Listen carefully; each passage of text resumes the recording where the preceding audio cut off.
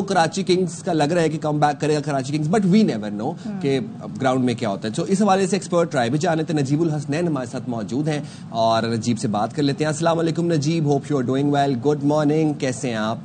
सुबह सुबह उठा दिया।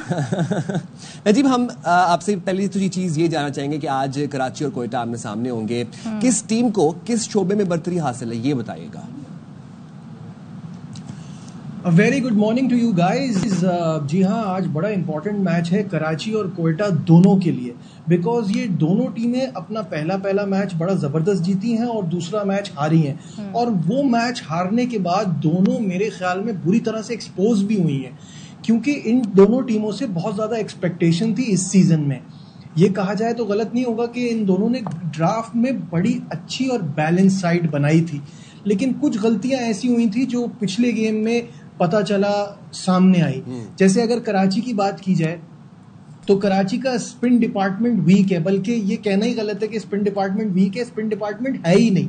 वही प्रॉब्लम हो रही है जो पाकिस्तान टीम के साथ हो रही है कि हम खुशदिल को मेन स्पिनर के तौर पे खिला रहे हैं। वो मेन स्पिनर नहीं है, वो 2 ओवर तो करा सकते हैं, पार्ट टाइम स्पिन के ऑप्शन तो हो सकते हैं, बट उन पे सारी जिम्मेदारी डालना ये बहुत गलत है। और on the other hand Quetta के साथ प्रॉब्लम ये है कि उन्होंने जो शोएब मलिक को लिया है, अब इट्स हाई टाइम कि शोएब मलिक खुद रियलाइज करें कि अब उनकी जगह नहीं बनती है। ये अब बस बात हो गई है ख़त्म। अच्छा। साथ में दूसरा जो फ़हीम अशरफ का ऑप्शन उन्होंने डाला है, उनकी बुरी तरह से पिटाई हुई है, तो ये मुझे वीक लिंक लग रहे हैं कोयटा की टीम में। तो खामियां दोनों टीमों की नज़र आ रही हैं। शोबा स्ट्रॉन्ग कौन सा है? Karachi king rely heavily on their top 3 जो कि फॉरेनर्स हैं, उनका चलना बहुत इंपॉर्टेंट है और वो बड़ा स्ट्रॉन्ग भी साबित हो सकते हैं। हम सब जानते हैं डेविड वार्नर अगर चले तो वो it could be devastating for the opposition. साथ में टिम साइफर्ट, जिन्होंने न्यूजीलैंड में जो पाकिस्तान की सीरीज थी बड़ी बुरी तरह हमारी धुलाई की थी, वो चल गए। विंस पहले मैच में 100 कर चुके हैं, दूसरे पे 0 पे आउट हुए हैं, लेकिन ही इज केपेबल। वो तो उन्होंने पहले मैच में ही दिखा दिया। तो कराची का टॉप ऑर्डर चलना बहुत इंपॉर्टेंट है, वो बहुत स्ट्रॉन्ग शोबा है हमारा। और जहां तक कोयटा की बात है तो कोयटा अपने स्पिनर्स के साथ फंसा सकता है, उनके स्पिन ऑप्शन हमसे बहुत बेहतर है। और खुशदिल से भी हमें उम्मीदें हैं कि वो भी कराची किंग्स की तरफ से बड़ा जबरदस्त काम कर सकते हैं। एक चीज और बताइएगा, कराची का पहला मैच जो परफॉर्मेंस उन्होंने दी, सोचे 235 रन का उन्होंने हदफ हासिल किया, लेकिन दूसरे मैच में पूरी टीम 136 पर आउट हो गई। तो खिलाड़ियों ने आपके ख्याल में पहले मैच और दूसरे मैच को अगर हम देखें, गलतियां कहाँ की, क्या गलतियां?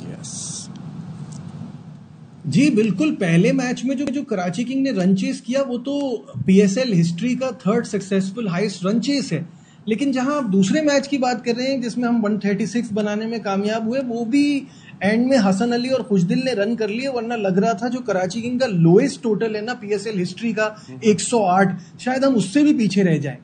ये कराची किंग से ज्यादा प्रॉब्लम है कोई भी टीम जब लाहौर कलंदर के अगेंस्ट खेलेगी और वो पहली बारी में 200 टच कर जाएंगे तो फिर रन चेस बहुत मुश्किल है, क्योंकि लाहौर की बॉलिंग इज फिनोमिनल।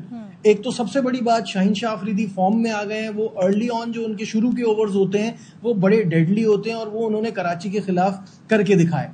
साथ में जहां उनकी बॉलिंग में एक वीकनेस नजर आ रही थी कि राशिद खान नहीं होंगे तो क्या होगा, वो कमी पूरी कर दी रिशाद हुसैन ने, जो बांग्लादेशी स्पिनर है। वो बहुत ब्रिलियंट बॉलिंग करा रहे हैं। आसिफ आफरीदी का ऑप्शन उनके पास बड़ा शानदार है।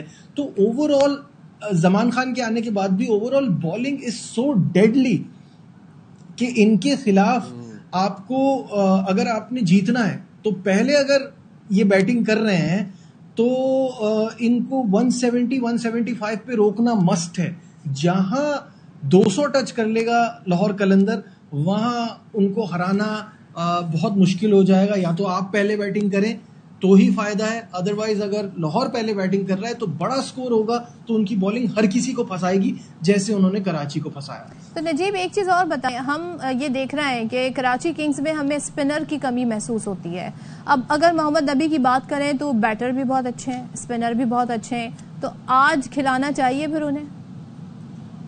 वाह सदफ, क्या शानदार सवाल किया आपने। बिल्कुल, कराची का स्पिन डिपार्टमेंट बहुत ही वीक है और मैं भी यही बार बार बोल रहा हूं कि मोहम्मद नबी का आना बहुत जरूरी है। देखिए, आप एडम मिल्स की जगह किसी भी अपने लोकल फास्ट बॉलर पर रिलाय कर सकते हैं और स्पेशली मीर हमजा ने कराची किंग के लिए पहले भी अच्छा परफॉर्म किया है, वो ऑप्शन हमारे पास है। आमिर जमाल को अगर हम लाते हैं तो वो भी एक ऑलराउंडर ऑप्शन हो सकता है। और जहां तक एडम मिल्स की बात है, उनको बिठा के फॉरेन प्लेयर के ऑप्शन में आपके पास मोहम्मद नबी हैं, तो मोहम्मद नबी से आपकी स्पिन डिपार्टमेंट भी स्ट्रांग हो जाता है और साथ में वो एक ऑलराउंडर हैं, वो बैटिंग में भी आपको हेल्प कर सकते हैं। बट मोर इम्पोर्टेंटली अभी तो आपको स्पिन की बहुत शदीद जरूरत है। तो नबी हैज प्लेंटी ऑफ एक्सपीरियंस दुनिया भर में लीग्स खेलने का भी और वैसे भी, तो ये एक बेहतरीन ऑप्शन है कि कराची नबी को ट्राई करे। अच्छा नजीब, PSL 10 में आज कराची और कोयटा आमने सामने होंगे, बड़ा टाकरा होगा। कोयटा की टीम में कौन से ऐसे खिलाड़ी हैं जो आपको लगता है कराची के प्लेयर्स को टफ टाइम दे सकते हैं? जी साइम, देखिए असल में बात यह है कि दोनों टीमें में अपने जो लास्ट मैचेस हारी है ना, उसके बाद जरा सा शेकी होंगी, तो नर्व्स पे काबू करना बहुत जरूरी है। प्लेयर्स दोनों टीमों में ऐसे हैं जो एक दूसरे को तंग कर सकते हैं, लेकिन अगर आप कोयटा का जो स्पेसिफिकली आपने सवाल किया है, तो कोयटा में फिन एलन को जल्दी आउट करना बहुत जरूरी है। He could be devastating. वो इतनी तेजी से रन बनाते हैं कि मैच आपके हाथ से निकल जाता है। तो पिछला मैच जो कोयटा हारा है उसमें फिन एलन जल्दी आउट हुए, तभी वो जो है गेम से बाहर हो गए थे। तो अगर आपको कोयटा को जल्दी पकड़ना है तो फिल एलन की विकेट बड़ी इंपॉर्टेंट है, क्योंकि सऊद शकील अपना टाइम लेते हैं और जब तक पावर प्ले है तभी तक सऊद शकील खेलते हैं तेज थोड़ा बहुत, उसके बाद तो वो बिल्कुल फंस जाते हैं। तो फिन एलन की विकेट बहुत इंपॉर्टेंट है। साथ में अबरार और अकील हुसैन, ये अपनी स्पिन बॉलिंग से बहुत परेशान करेंगे सबको, तो इनको टैकल करना और फिन एलन की विकेट जल्दी लेना, ये कराची किंग का आज मकसद होना चाहिए। और हम बात करें कोयटा पेशावर की, तो नजीब दोनों बहुत अच्छी टीमें हैं, लेकिन दोनों को अब तक कामयाबी नहीं मिली है। क्या वजह है? टीम के साथ क्या मसला हो रहा है? नहीं, मुल्तान के लिए तो मैं इस बात से अग्री कर सकता हूं, लेकिन पेशावर ज़ल्मी के लिए आपने कहा कि ये दोनों अच्छी टीमें हैं, मुल्तान और पेशावर के लिए मैं अग्री नहीं करता। बिकॉज पेशावर ने ड्राफ्ट में जिस तरह से पिक किए हैं, उन्होंने अपना सीजन 10 का फैसला वहीं कर लिया था। मुझे तो ये टीम समझ ही नहीं आ रही। कैडमोर पिछले 2 सीजन से रन नहीं कर रहे, आपने उनको प्लेटिनियम में उठाया है। फिर उसके बाद आपके पास ओपनिंग बैटर्स के इतने सारे ऑप्शन हैं। बाबर आजम की कप्तानी वही पुरानी, जिस तरह से वो पाकिस्तान की कप्तानी करते हैं, वो यहाँ भी वही कप्तानी कर रहे हैं, which is very poor. Team मुझे समझ ही नहीं आ रही है। इसको देख के मुझे ये रियलाइज होता है कि जब आप ड्राफ्ट में एक टीम बनाते हैं तो आप सोचते हैं कि आपका बेस्ट प्लेइंग 11 क्या बनेगा। इन्होंने तो शायद सोचा ही नहीं है। तो पेशावर के आगे बढ़ने के चांसेस बहुत कम हैं, और अगर पेशावर प्लेऑफ में जाता है तो I'd be very surprise, because जिस तरह से ये 2 मैचेस हारे हैं, वो सामने नजर आ रहा है कि ये टीम इस सीजन में कुछ भी नहीं कर पाएगी। जहां तक मुल्तान की बात है, तो पिछले मैच में उन्होंने 4 कैचेस छोड़े हैं। आप किस तरह से मैच जीत सकते हैं? पहला मैच जो कराची के खिलाफ था, वहां उन्होंने बिग रन्स किए, बॉलिंग इनकी स्ट्रगल कर रही थी, इनकी बॉलिंग में कुछ स्पेशल नहीं है। और फिर अगले मैच में इन्होंने पुअर फील्डिंग की। तो गलतियां जब इतनी सारी करेंगे इतने छोटे फॉर्मेट के अंदर, तो फिर जीत तो आपसे दूर जाती जाएगी। तो Multan can always come back, उनके पास फिर चांस है।